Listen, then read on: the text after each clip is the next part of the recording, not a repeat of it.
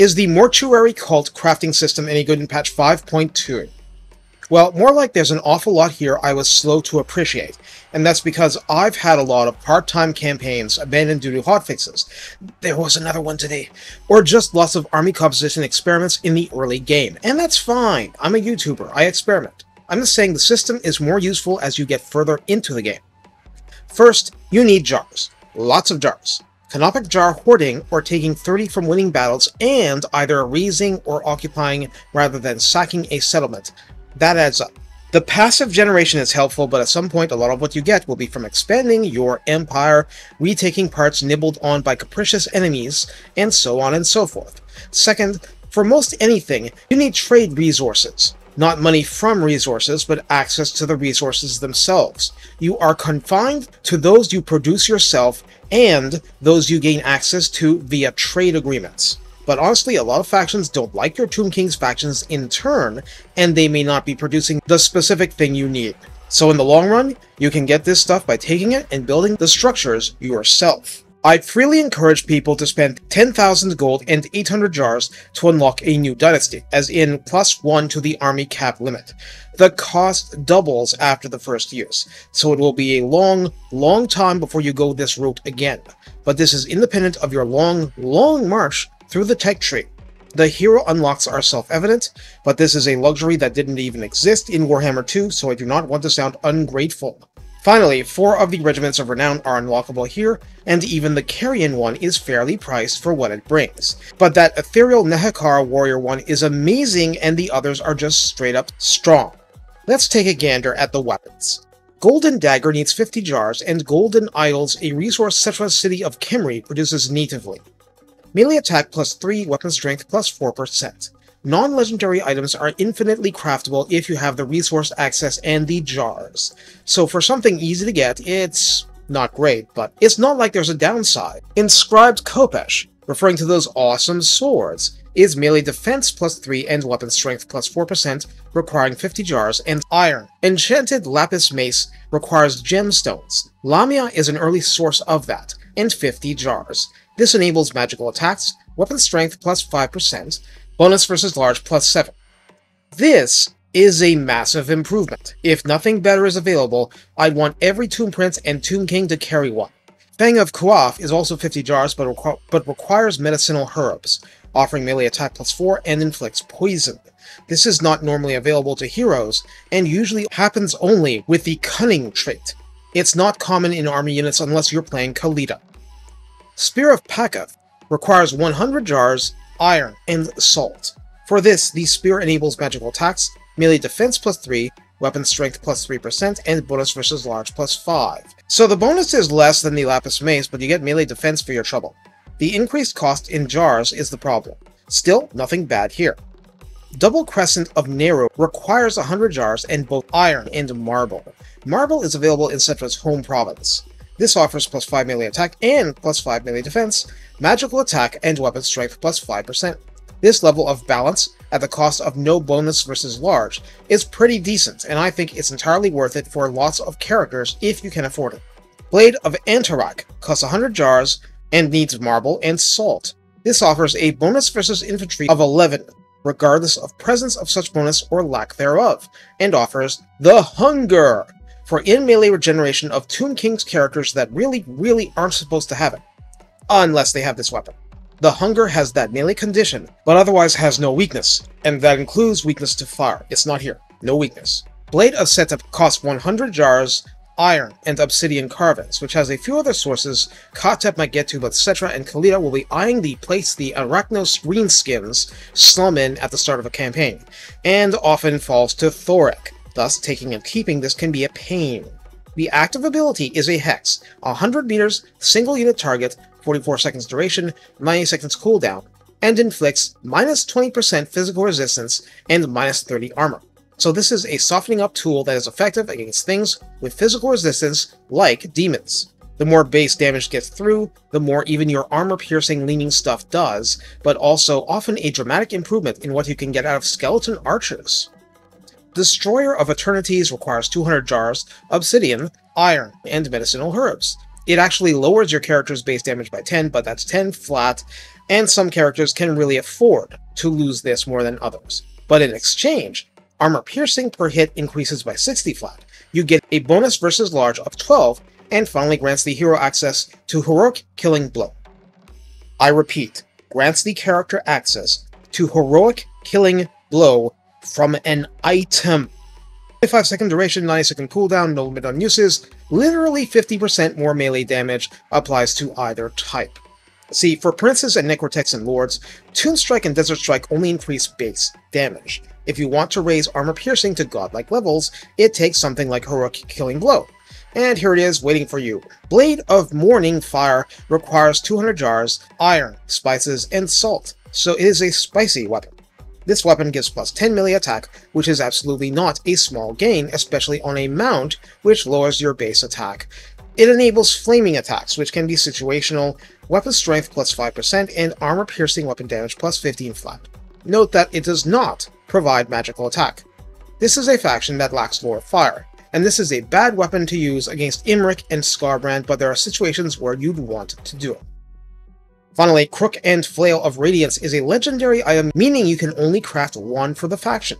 But on the other hand, the others, including the Heroic Killing Blow one, yes, you can get multiple. For 300 jars, obsidian, gold idols, gemstones, and iron. This can be yours, providing melee attack plus 7, melee defense plus 5, weapon strength plus 10%, which is significant, and bound spell, Banishment. Yeah, you can put Banishment on a weapon, meaning generic Tomb Kings can get a blob clearing and blob smiting spell for if their War Kitty mounts get in a tar pit situation. On to armor. Mortuary robes require 50 jars and dies closer to where Arcan starts in a normal campaign. Armor plus 2, ward save 5%, albeit ward save is never wrong, TM, and melee attack plus 2. Ward save is nice, nothing wrong with this, but it's a minor item and it shows. Shield of Petra is also 50 jars and requires lumber, which may require going far afield of the desert. Armor plus 3, melee defense plus 3, missile resistance 10%. Missile resistance is pretty good, and besides, this will stack with characters with actual shields. Skullcap of the Moon requires 50 jars and furs. Armor plus 5, spell resistance 10%. Not relevant against certain factions, something you definitely prefer with Kairos lurking. Helmet of Kassar is our first 100 jar armor, also needing wine and salt. Armor plus 5, melee attack plus 5, remember from armor, and weapon strength plus 5% from armor. Armor of the Ages takes 100 jars, clay, and gold idols. This gives armor plus 5, melee defense plus 5, and physical resistance 5%. This is a make the rich richer kind of piece. Armor of Eternity takes 200 jars, spices, iron, and golden idols. This grants armor plus 5, ward save 5%, which is juicy, melee defense plus 5, which can matter a lot on a chariot, for instance, and has the passive ability of regeneration. That is, a dangerous for Tomb Kings 20% fire weakness item, but provides constant 0.10% health regeneration even when out of combat. Not recommended against Skarbrand, but not much is. So depending on your situation, this can be a liability, or it can be a true godsend. Princes and Kings can embalm an elixir to raise fire resistance back to a near-neutral level. Necrotex cannot. Armor of Dawn for 200 jars, dyes, furs, and spices grants armor plus 12 and physical resistance 10%. This is attractive, but a flat bonus is extra helpful for squishier characters. One little note, it's not in the crafting system, but there are normal items that will grant a lot of fire resistance, so look out for those. They are useful. Finally, Scorpion armor is legendary, so one only. 300 jars, spices, exotic animals, which tend to be in lizardman regions, golden idols, and iron, plus 15 armor, melee attack plus 5, physical resistance 10%, and the Scorpion armor passive, providing 20% damage resistance as in ward save when under 50% health. It's a die-hard kind of piece. The lack of regeneration style downside makes it even more attractive. The enchanted items are highly interesting. Icon of Rulership requires 50 jars and marble. Marble is something Cetra's region starts with. This grants leadership plus 5 and the passive ability Hold the Line. Yes, the Empire passive. Itself, the passive grants leadership plus 4 and melee attack plus 5 to allies in a 35-meter bubble, including yourself. I think it's with yourself too. Since this isn't native to the Tomb Kings per se, it's a bonus that it instantly legitimizes trash and mid-tier units, and therefore I love slapping this onto princes and necrotechs. I expect to fight alongside infantry, but hey, it helps everyone, if within 35 meters. Potion of Foolhardiness is a generic item and costs 50 jars, and Salt. Once per battle, 31 seconds, you're unbreakable and get charge bonus plus 40%. And a lot of characters in this faction get high charge bonus to begin with from Chariots. Potion of Speed is the generic item the famous Warhammer 2 game update was named for. This takes 50 jars and exotic animals. So, extract of Cold One? Anyway, Tomb Kings and Princes don't get Foe Seeker, so this might be a good thing. Also, it's cheap if you have the resource. Less controversial is Potion of Strength, the one, the only! That's figuratively speaking. For 50 jars and spiced resource, you can get as many as you want. Sure, eat your spinach and it's only 33 seconds of glory, but 50% more melee damage can't be wrong. Especially if combined with Heroic Killing Blow, just saying. Hieratic Jar requires 50 canopic jars and clay. Thing is, name aside, it's a bog standard potion of healing. The great thing is, it's a potion of healing! That's fantastic! And they're percentage-based heals too. Don't forget about this one, especially if you're on a war kitty. Potion of Toughness requires 50 jars and medicinal herbs, but the upside is plus 30 armor and plus 24 melee defense, plus 0.8% heal per second, just like a Potion of Healing, except those last 33 seconds. Still, it's a lot more than 0 healing.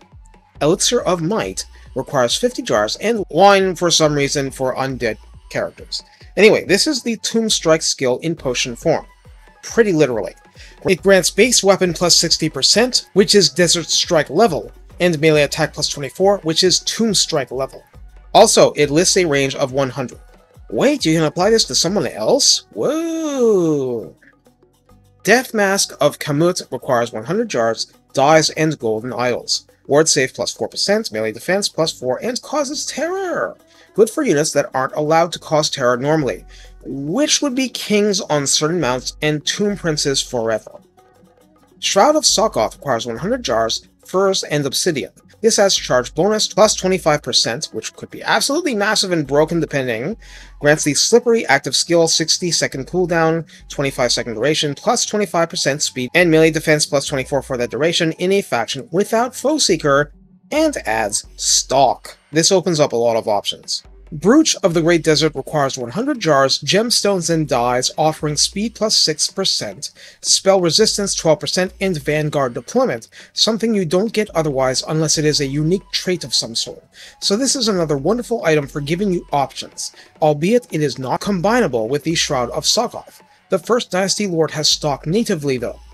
Ouroboros requires 200 jars, obsidian, marble, and exotic animals. This grants poison attacks, spell resistance 8%, and old school regeneration for 0.1% full-time heal unless literally on fire. Also 20% fire weakness, so watch out for that.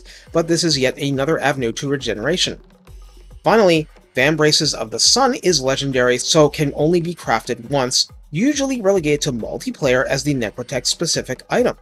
This takes 300 jars, wine, obsidian, gems, and gold, and gives you, from the enchanted item slot, melee attack plus 9. Flaming attacks, again from the enchanted item slot, so you can still use a weapon to get magical attack. It gives you 25% fire resistance, especially relevant if you got regeneration from the weapon slot.